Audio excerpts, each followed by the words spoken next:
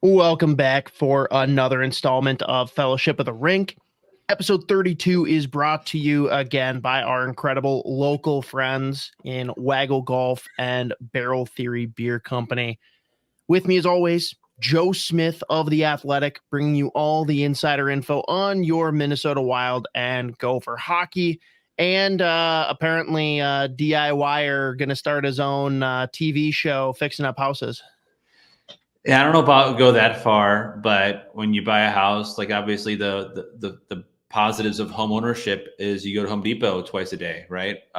Or you paint samplings and figure this out. Yeah, it's gonna be more wonderful when we move in and actually get settled in. But I think now my brother-in-law is in town. We're doing some things like pictures, all that other stuff.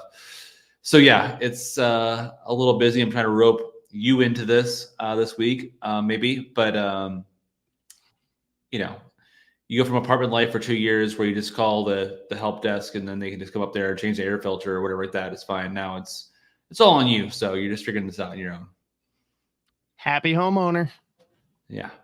There's a lot of good things about it. It's just more so of like the stress level in the beginning and the intro stages of the transitional period can be more difficult, but we'll get through it.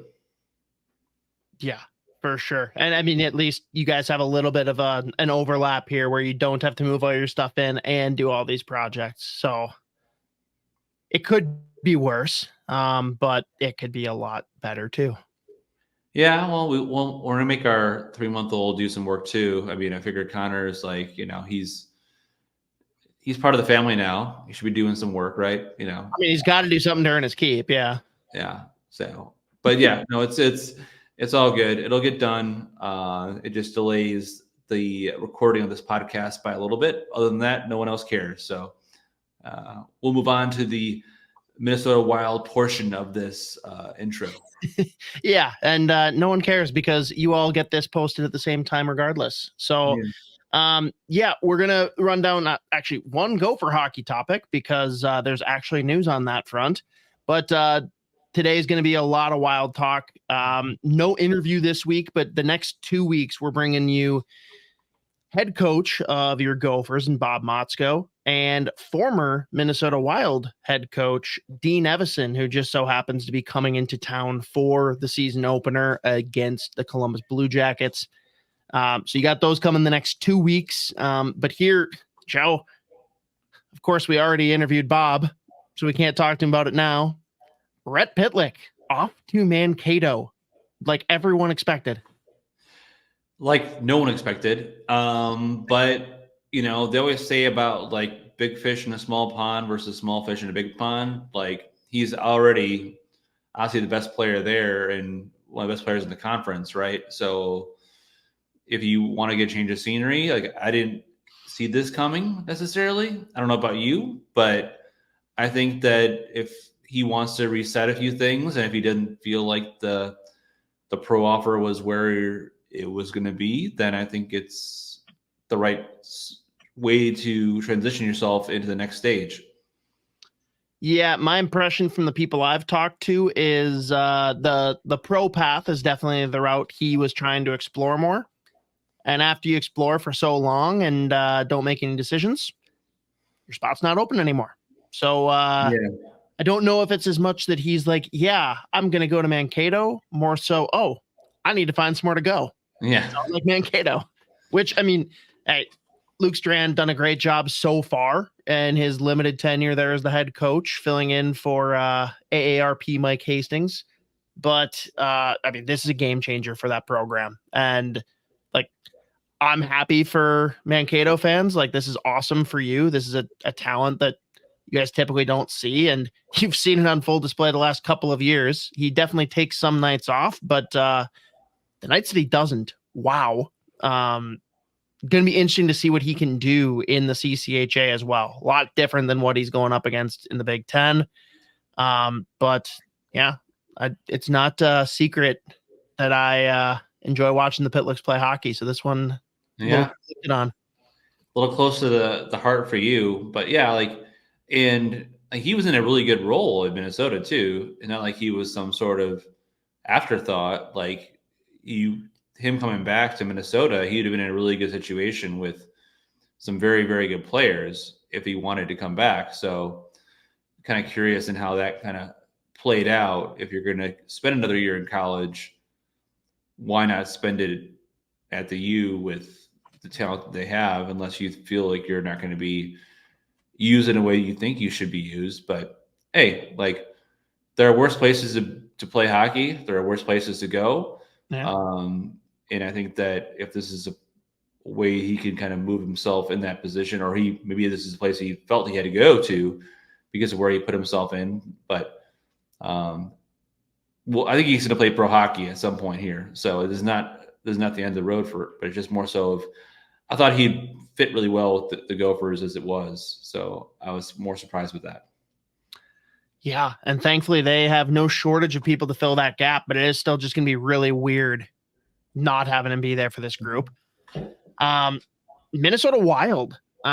This isn't wild news necessarily, but how does this affect the Minnesota Wild? We'll ask that every week. Cole Perfetti bridged 2 years, $3.25 million.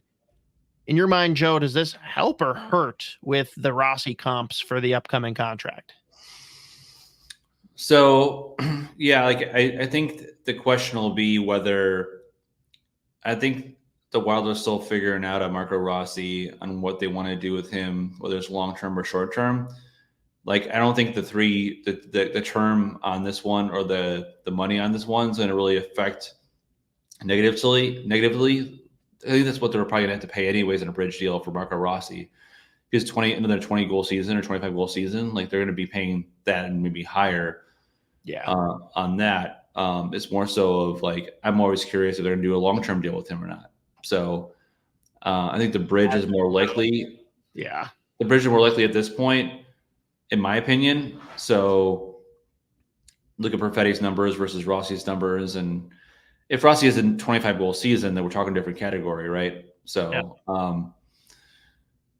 yeah, I think that if he has a season that people think he can have and what we've seen from him or what he believes he can have, then potentially that could sway the Wild into thinking maybe it's more than a bridge. But my guess is it's going to be a bridge, and it'll be a little higher than what Perfetti gets, because if Rossi gets 20-some plus goals, I think, and he's up the middle, he's going to be one of those guys. So, but that's why it's such a big year for him, to see if he can step up from what he did last year and just kind of move our way forward, or if he drops down or whatever. But he'll get that chance. He get the chance in the preseason too. He'll get to play number one line with Kaprizov and Zuccarello too.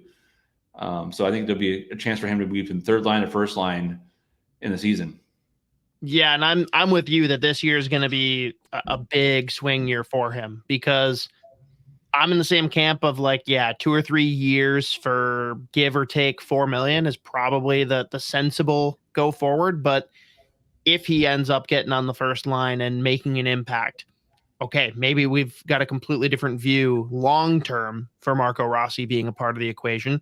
Or if he has an okay year, maybe that is the Wild's chance to sell high on a guy if they've decided that he's just not going to be in their top 6 long term. Like, no better time to sell on a guy like that. But I don't know. I certainly hope that's not the case. But in either situation, it's all on him. He knows it. He's put in the work this summer. Now we just have to see how it all comes to fruition. Yeah, and the things we don't know are how will Yurov translate to the NHL level, right? I think we all assume that he'll be here, obviously, next year, but where will he fit in that hierarchy? Is he ready to jump in to be number one center in the NHL? That's a lot to ask from somebody as good as he is, and he's been playing against men.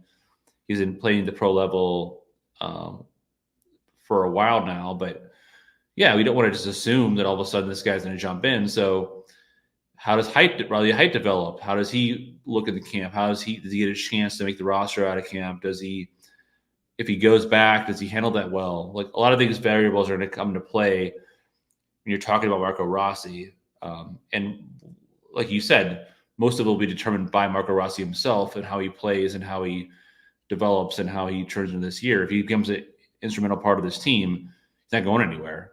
They're going to find a way to sign him, which is more so of like how long that is and how much it is. Yeah, for sure. And note to the fans that have been concerned or been commenting on the videos and social posts, Yurov is back playing in the KHL. He's healthy again. We're all good on that front. So all positive there. Not as positive. New injury. Matt Boldy. Sounds like, Joe, he's supposed to be back for season opener, but I mean, we just can't catch a break at this point, can we?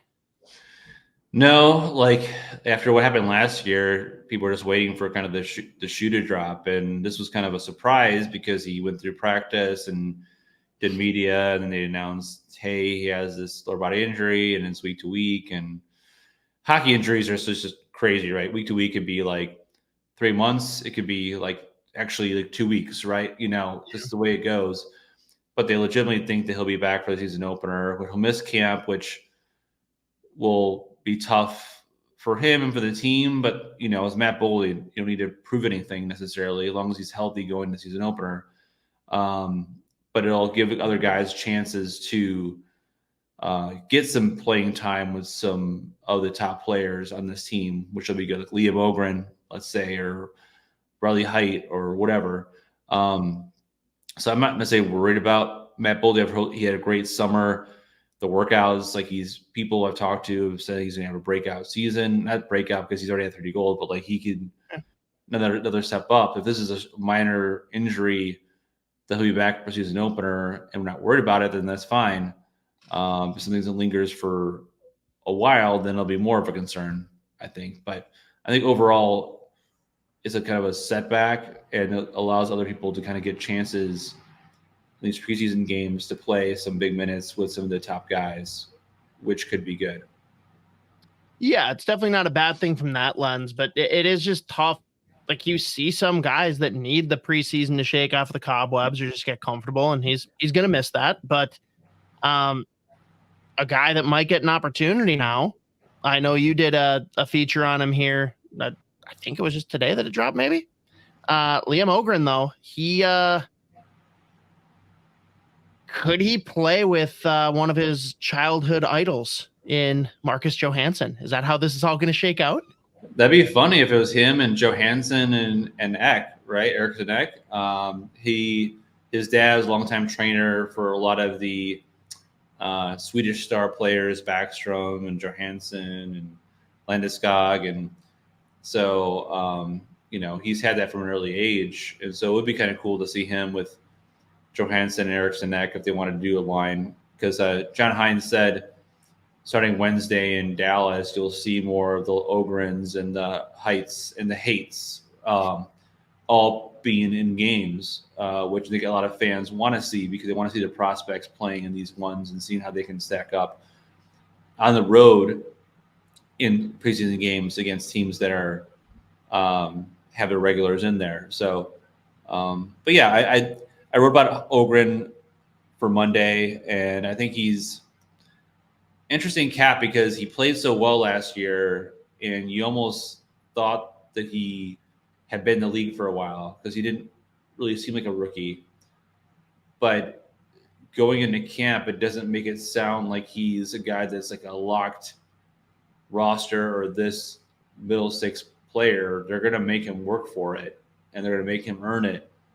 And it makes sense for them to have Johansson in second line winger to start, like veteran guy, contract year. Like why push him down? We don't need to start the camp. Let the guy earn it.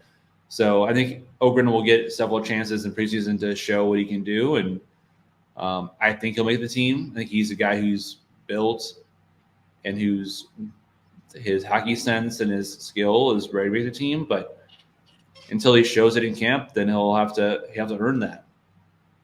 Yeah, Russo threw out an article today, too, just showing what his projected lines are for opening night, the regular season. Has Ogren on the fourth line. Do you have opinions on that? Like, not whether Russo's correct or not, but do you think that playing Liam Ogren on the fourth line makes sense, or would you rather see him playing in Iowa if that's the case? Well, he's an interesting case because if you told me Riley Height was fourth line, I would probably not have liked that. Sure. But I think Ogren's a guy who could play 1 to 4, all 4 lines, and be successful. Some guys can't. Like, I don't know if Riley Height's the guy you want to have as your 4C, right? Right. Kustendinov, I think, is cemented right now as their 4C. And you have Freddie Gaudreau, who will be playing there, assuming the lines, everybody's healthy going through there. And I think you have Ogren and Jacob Lacko, right? So you have those 2 guys that are vying for that fourth line winger spot. If you, presuming the roster is the way it is and no injuries, because if they're keeping with Johansson in second line, you have Foligno, Rossi, and Trennan third line. So that's just the way it's going to have to be. So Ogren's going to have to fight for that spot. Yeah. And then who's to say that he can't move up in the lineup as it goes along? But I think that's where they're starting it at and seeing where it goes. But that's why the projection is, I think, from Mike perspective, like you don't want to just all of a sudden just anoint him as a second line winger and then just all of a sudden put Johansson as a fourth line winger, which he never played in his entire life. So. Yeah, no, and I'm with you on that. I'm more coming from the angle being a little bit more of a traditionalist and seeing former regimes of the Wild, not the current one. So I need to wipe it from my brain a little bit. But I think that if it's a long-term play that like, hey, he's going to be there for at least the first 10 games, I'd rather see him get meaningful minutes in Iowa, play the role that we're trying to groom him for. Now, if you're telling me that it's the first couple of games and like from there he could move up in the lineup, or hey, maybe that's when they decide let's send him back to Iowa and get some more minutes, like I'm all for it at that point. It's more just like, can he play the role and do it effectively? I think he absolutely can. I also think that Lauko is very well equipped for that type of a role. And I think that if you throw Ogren on the first line in Iowa, you know, better for his development if that's what we're looking at for a bigger stint than just, you know, the first couple weeks, let's call it. Yeah, and Lauko's looked great in camp already, and he has the skating ability. Like he fits that line pretty well. So there's not. I think if Ogren doesn't make the team, it's not because he's not good or quote unquote not ready. It's more so of like the fit for the identity for this team, what they want to have in those lines. I think that's where they have to decide on that fourth line role. Like, and if Johansson turns into Johansson of contract years old, then it's going to be good for everybody, right? And Ogren has showed he can play the NHL level, and so if there's an injury to AKA Matt Boldy, right, he's a guy who can step in and play in those high leverage situations. He can play power play. He's got a great shot. So there's worse things than having that kind of depth in your organization, right? And we talked about this before with Mike last week of there have better players, I think, now in Iowa, some kind of AAA quote unquote players that can be effective and can help them win and also be available for the Wild too. Yeah, agreed. And yeah, I think he's looked great so far. I mean, again, it's preseason hockey, so say what you will about it, but one game in, Jesper Wallstedt definitely looks like he belongs. It's understandable why they are juggling this 3 goalie conundrum. For me, the one that's also like continued to impress is Caden Bankier. And I know we're in a spot where reality is he's not going to make the roster more than likely going into the regular season, at least to start. But this is a guy that continues to impress. You know, if we had a few less contracts or there was a little bit more flexibility, maybe this is a guy that would be vying for a spot. He could be. There's just no room right now. Right. And I think that I like him a lot. I think coming off the injury last year, getting back faster than people thought he would. Really kind of caught people by surprise. And I think he'll be in the mix maybe next year, I think. Depending on how the roster shakes out and everything. But smart player, he can skate, he can shoot. Like, he's got a lot of the tools. So that's, you're looking for people who are not just, plug and play guys from the AHL level, guys that can maybe play here or there. He's a guy who can actually, I think, play at the NHL level here at some point. So, but yeah, I think there's not a lot of grade A prospects at the AHL level right now. Some of the better prospects are either already here or in junior kind of stuff. But I think Bankier would be a guy that could be in the Wild lineup at some point in the next couple of years.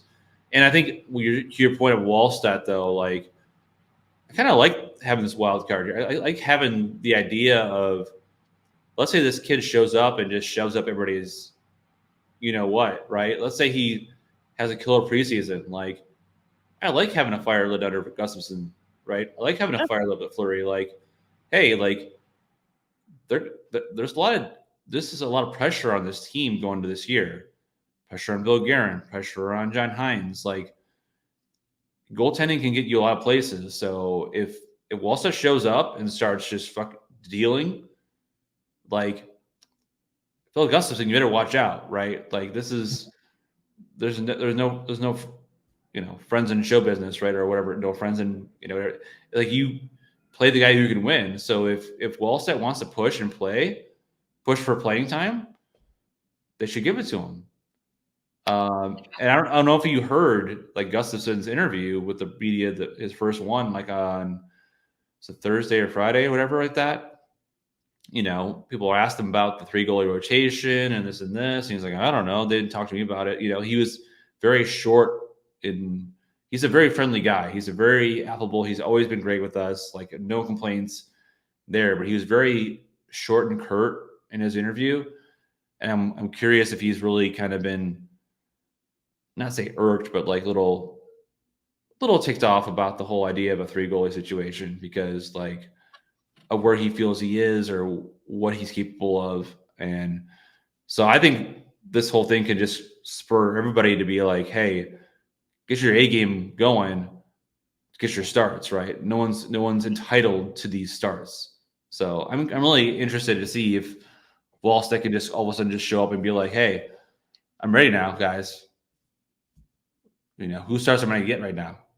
So. Yeah, no, I agree. And I wonder if for Gus, it is more about being irked from the 3 goalie rotation versus just no one wants to hear their name bandied left and right, being in the trade rumor mill all summer.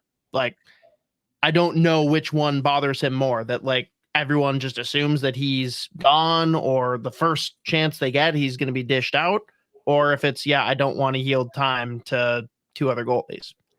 Either way, it's interesting. Yeah, and it's fair. And it's fair to wonder, like, hey, like, if there was a Line A deal on the table and then it got turned down, like, it would make sense that Gustafsson would have been a part of that deal just for the finances to work, right? So I don't know if that actually did come to play or if that got word to him, but, like, that would probably take you off, right? If you're, and if the Wild did commit to him, right? After that one big season he had, they gave him pretty good money, not great money, but pretty good money in a 3-year term. Said, hey, we believe in you. We're paying you this way. We're saying, hey, you still have something to prove, but we think that you can be that guy. And he said that the whole time in the summertime, hey, I need to prove I could be that guy. I need to be pretty consistent. And he had a rough year, right? So he still has that contract for another couple of years. But yeah, I think if you're Philip Gustafsson, you know what you're capable of, but you also know you probably still have a few things to prove to the organization. Because I think what would stick to me is that they sign Fleury again. Like, this was like set up perfectly to have a Wallstedt Gustafsson tandem for this year, right? Like, if you thought of it, the big picture, like, okay, Gustafsson need to have either one of them, Gustafsson or Fleury, need to be a bounce back season. But this is a perfect situation to have your number one groomed as a backup role and play 25 games, right? But they signed Fleury, and so now you have Fleury plus Gustafsson, and you want to get your number one prospect time to play. So now Gustafsson really feels in the middle because they didn't re-sign Fleury to play him 10 games, for $3 million it is, right?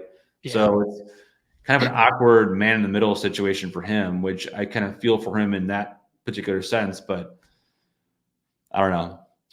I love having I think you nailed it, though. I think that was the plan the whole time. I don't think that Guerin thought Fleury was going to play hockey anymore after last year. And Fleury came to him and said, I want to play again. He's like, shit. I'm not going to say no, but now this just like throws everything I had in the works. It's all in the blender now. And you don't have to sign him, though. And I love Fleury. I would love to cover Fleury every year of my journalistic career. Like, he's a gem. And I think there's a lot of benefits of him helping to be a mentor for Wallstedt. I think they both have really early connection. I think he really benefits from that, but it's just hard. 3 goalies is just making 3 people happy. I mean, it's hard to make one of them happy, right? So, I think that's going to be a very interesting dynamic for both Bill Guerin and then John Hines on the ground to deal with, because that's his job, right? Is make sure everybody has the playing time, practice time, who knows what, when, who knows when they're starting. I like competition for anything in life. And so to have that be a pushing, like a carrot for Gustafsson to get his butt together, whatever, that's great. But I don't know. You have to make sure your goalies have their mindset in the right place for that to work.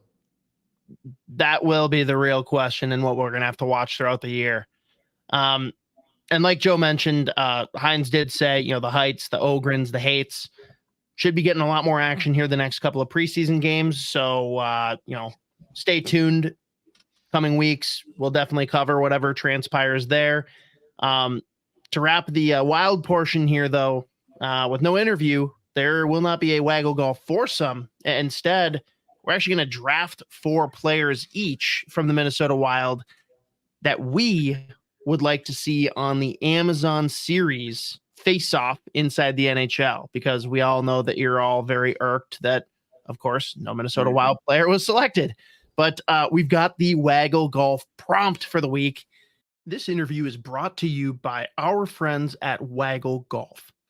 Waggle Golf believes what you wear on the course should reflect your individuality, who you are, where you're from, your hobbies, interests, and passions. All the stuff that makes you, well, you. That's why every design is inspired by the desire to create a piece of apparel that strikes a chord when you see it. That makes you say, wow, that was made for me. Because in a lot of ways, it was. Ready to get your waggle on? Go to getyourwaggleon.com, throw in promo code SP10 at checkout to take 10% off your entire order. Everyone go to getyourwaggleon.com, throw in promo code SP10 to take 10% off your entire order. And Joe, I'll let you have first pick. Who do you want from the Wild to be on face-off inside the NHL? I would say Jake Middleton. That's a good pick. I think Jake Middleton would be a great pick. I live in kind of the same area that he lives in, and I would love to just have them follow him on his motorcycle bike everywhere he goes. I love to see – he just has that personality that would fit. I think cameras can be in the living room. He can be fine. He can go out. He can, go to a cigar bar. He can go to a karaoke. He could do whatever, and it'd be a great fit, I think. I honestly thought that he would kind of like slink through this. I did not think he would be your first pick. I support that one. I'm going to take the guy then that I assumed you were going to take, that you're just swooning about covering for the entirety of your career. I'm taking Marc-Andre Fleury. You got him. polarizing guy, get behind the scenes on some of the pranks, perhaps, but he's just, you can't get that guy on camera and not smile unless it's a bad night out on the ice. But yeah, I'm taking Marc-Andre Fleury. Who's your number 2? Number 2 pick. I don't think he would do this, but Kirill Kaprizov, like, I think that's the one that everybody wants to know about, right? And I give him credit because his English is really, really good. And I think if he were a guy who wanted to have that attention, like, I think he'd be great on camera. I think and he's such a mysterious guy because people don't know him that well. He'd be maybe my first pick over Middleton, but I think he'd just be a guy that anything that happens with him on social media or anything else, Wild fans go crazy for. So I think if you just have him go to Billy's Sushi with him and just have a little video thing, and like I'll volunteer. That sounds great. No, I think Kirill would be my number 2 pick. Nope, that's a solid number 2 pick. My number 2, and I would probably pick this regardless, but especially after Russo's comments on how he was just the media darling at the NHL media tour, Brock Faber. That's a pretty easy one.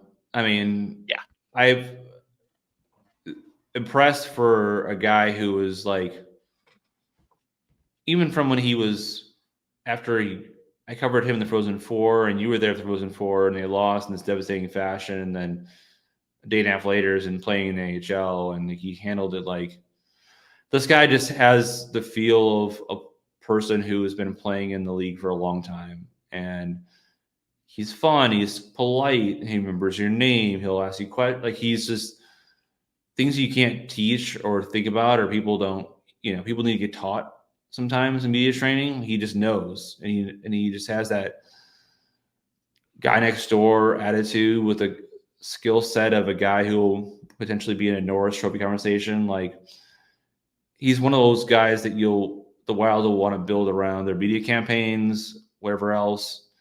Future captain of this team, in my mind. So I think that's in most people's minds. You're not going out on a limb with that one. I will back. No, it's not a hot take at all. Not a Bell Theory hot take at all. Like, yeah, it's Spurgeon, Kaprizov, Faber. Like, those are the guys you think you're as captain of this team. Yeah, awesome. All right, 2 more each. Who's your third guy? Ooh, these ones are going to get a little bit more interesting. I feel like those 4 were kind of the obvious 4. Yeah. So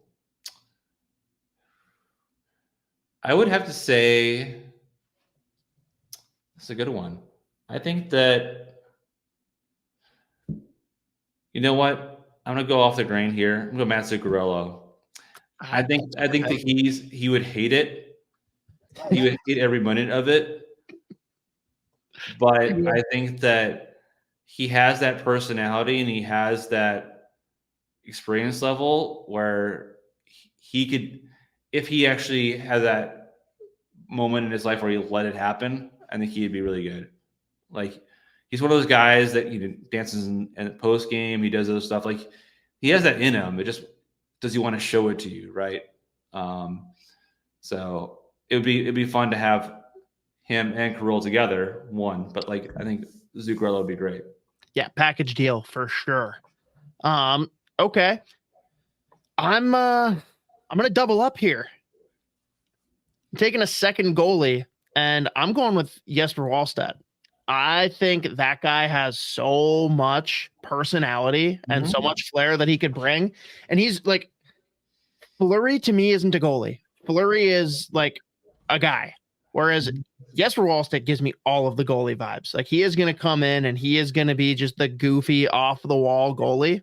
And I'm absolutely here for it. And plenty of time to get cameras and interviews going up and down 35W. For sure. And I spent time with him last year in Iowa and in Minnesota. Like, I think you're right on this one. I think he'd be like probably more marketable than, let's say, Gustafsson. Just just if you're going to go in that realm of a guy who's open to certain things, he'd be my next choice if you didn't pick him already. So I think he's fun. He's young. He's open to doing media stuff. He's open to doing that kind of. So I think he's right in that wheelhouse to me. Yeah. All right. Last one then. Who's the final guy that you would want to have on the Amazon series? From what I've heard, and like this is not somebody like, Jacob Luaco, I think, as a guy who we're having this podcast eventually, right? Because Lord of the Rings aficionado, but I just, from what I've gathered, is a really great personality, loud, just like, yeah, I just think he'd be a cool like wild card fit for what we're doing. So I think he'd be good.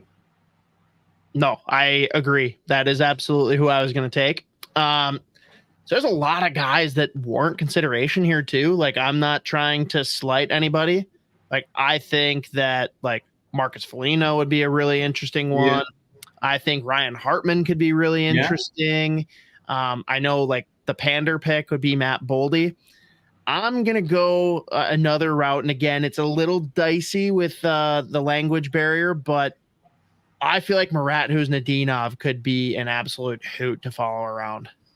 That's a guy, like, he's had me locked in since that first interview where he's like very, very cheekily just like going like, oh, two face off. Whoa. Yeah. I want more Huznadinov. I think give him some time and you'll get some more color out of his English. But yeah, I think he has, it'd take a little more time for me to make him on one of my lists. But yeah, I think he gets there. Yeah, you caught me off guard. I definitely was counting on Lauko. So, but no, I mean, great lists across the board. I would gladly send any of these guys out to be our nominee for the Amazon series. Who knows? Goes well this year. Maybe next year we get it. Or maybe next year they have one from every team if it goes well enough. Who knows?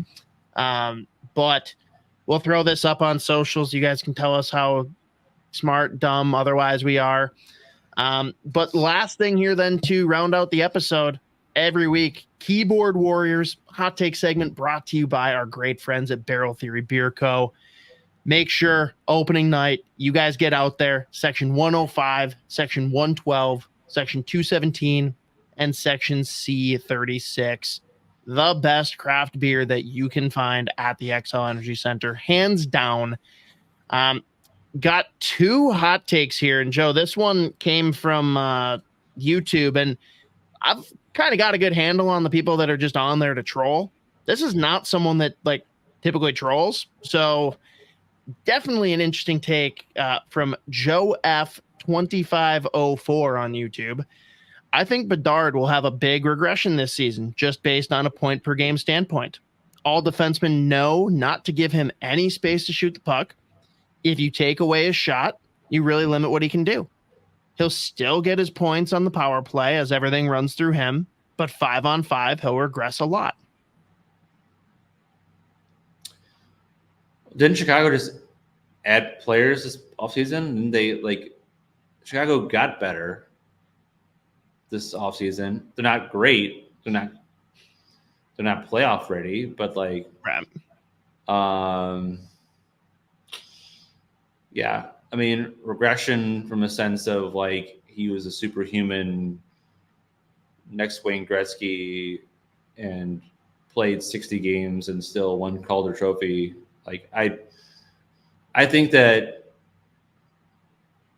even him regression from where he was before will still be very, very good for a guy at that age.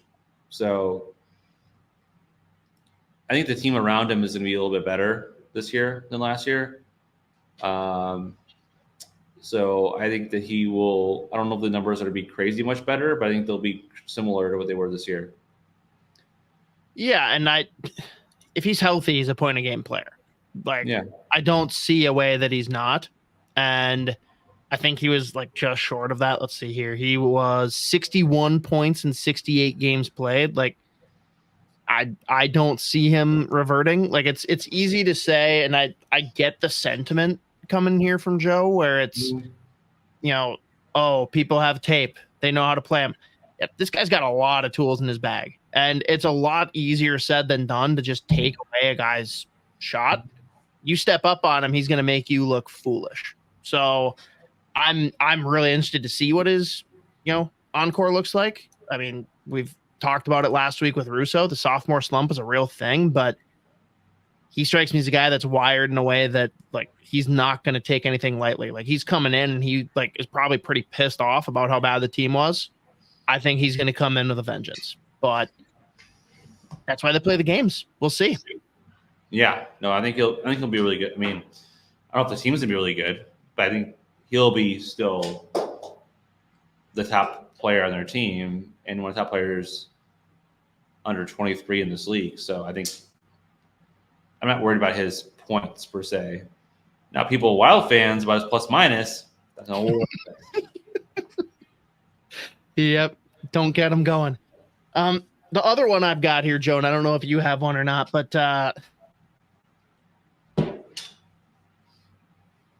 hand up, very, very, very, very, very, very, very wrong on the Minnesota Vikings. I think they're a contender. I'm not sitting here saying they're making the Super Bowl, but if Sam Darnold can maintain some semblance of like decent football, the defense is doing things I did not anticipate.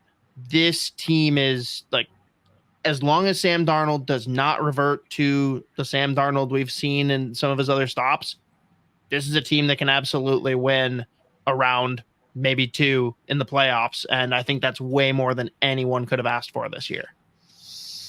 I will agree with you on that one. Like, I just think, and Alec Lewis, we had him on their podcast a few weeks ago, and he did a big story on Sam Darnold and why he would work here. And you're seeing that show up now in terms of the coaching in sync with that, having the line, having Aaron Jones running back, having the weapons around him he never had before, and having the trust for your coach. Like, it's such a huge deal. Look at Bryce Young in Carolina. Like, great coaches in 18 games or whatever it is. Like, it's insane. So I think, yes, I think they're a contender in a sense for the NFC, for that division. Aside from the Lions that grew up watching, who are still going to be in the hunt. But their defense is just incredible. And Flores' schemes and the way he set it up, like the Texans are a really good team. Yeah. And they just like handcuffed them like crazy last week. Well, in San Francisco too. Like I know, like whatever, McCaffrey didn't play. I don't care. That's still one of the better offenses with one of the best offensive-minded coaches in the league, and you stymied them.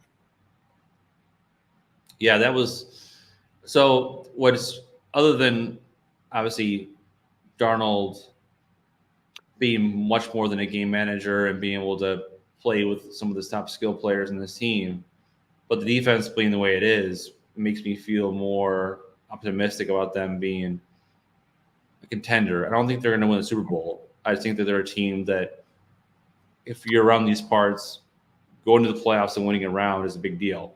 So yeah. I think that considering where this fan base was, I don't know, like 7 months ago, the whole Kirk Cousins with the Kirk Cousins situation and like losing him and like what happened, and then to end up, no one thought with Sam Darnold being the pickup randomly. Yeah. That it would turn this way, and like, hey, like Minnesota fans jump off crazy. Like the radio today is like, oh, what if Darnold turns into this? Like, what do you do with McCarthy or blah blah blah? Like, let's just let them kind of like play this out first. Like, I was here in the spring and early summer when there's like, Timberwolves fans were trying to plan out matchups against Jason Tatum in the NBA final. Like, no, you gotta win the conference final first, right, before you get there. So, but yeah, I think it's a cool vibe in the city to have this. A cool vibe in the city is to have NFL team on this run. If they go into Lambeau and win that game, people are already freaking out. Yeah. And the way to put it too, because do I have them as like they're going to go win the Super Bowl? No, but they're the team that if you like did the pick your opponent option, like everyone wants in the NHL, no one wants to play the Vikings. Like Vikings are a team that everyone would be afraid to be matching up against, at least as they look right now. Wait till Hawkinson gets back too, right? Hawkinson's not even playing. So get him back. Addison, yeah. Addison, Hawkinson, Jefferson with Darnold, and you have Aaron Jones. Like that's a really good offense, and their defense continues. The defense is what's doing it for me, though. I did not expect this. So it's fun. Well, there we go. Another round of hot takes, again, brought to you by our great friends over at Barrel Theory Beer Co. Joe, I know you're on hiatus from writing stories right now, so probably nothing to promote as of yet, but do ya? Here we go. So I will have a Ryan Hartman story that I talked to him about for a while last week, and other than him being a new dad like us, which is pretty cool, just the whole idea of him in a bounce back year and playing the line of not being suspended and trying to figure that whole scenario out with the referees, and him being a core member of this team, right? One of the guys that Bill Guerin signed early last season, is the pressure on him and in the core to reward his faith, right? And Bill Guerin's faith. And so he's really opened up on some things in that way. And so I'll write that story for either later this week or early next week for the Athletic. There we go. Check that out and be sure to follow along with everything that Russo's been putting out lately. It's crazy. Machine. He is, and I know. I'm sure he'll forgive me at some point for. But he did this. He's done this his entire life for how many years before I showed up here in Minnesota. So I'm sure he can handle it and handle it very well. And I'll always be a phone a friend away to help out if I can. There you go. Awesome. Well, everyone, hey, if you're new to tuning into Fellowship of the Rink, enjoyed the episode, consider hitting the subscribe button. Leave us a 5-star review if you're so kind. And if you want to see more of the video content that we're putting out, go over to YouTube, search the SOTA Pod. You'll see everything from all of our shows. But for now, it's very late for both of us. So we're just going to say goodbye. Thank you, as always. Appreciate you for tuning in. And you stay classy. Stay to hockey.